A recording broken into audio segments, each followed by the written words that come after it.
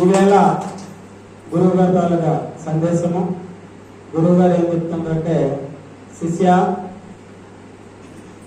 అంటే మా అందరూ శిష్యులు.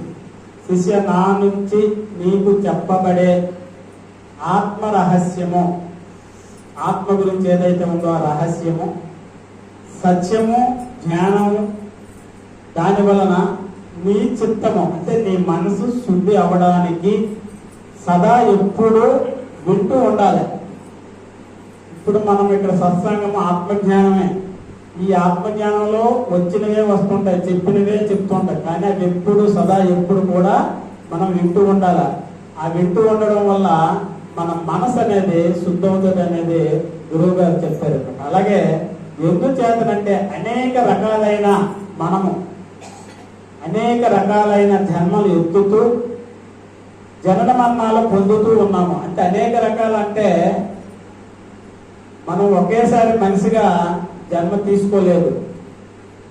ఫస్ట్ మనకి ఇక్కడ 2018లో బంగారం అనేసి సత్యనారాయణ చెప్పాడు.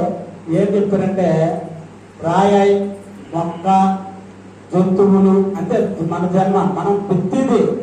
అలాగే అన్ని జీవులలో జన్మించి మరణించి జన్మించి మరణించిన తర్వాతే ఈ మానవ జన్మ అనేది వస్తుందట. అందుకే అనేక రకాలైన జన్మలు ఎత్తుతూ జనన మరణాలు పొందుతూ ఉంటారు.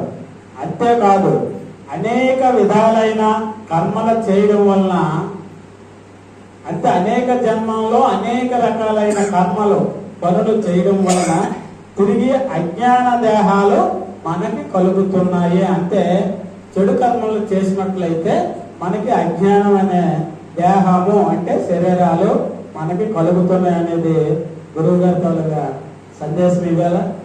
అలాగే కాన్సెప్ట్ చెప్పుదాం, చిన్న కాన్సెప్ట్ చెప్పుకున్నాం.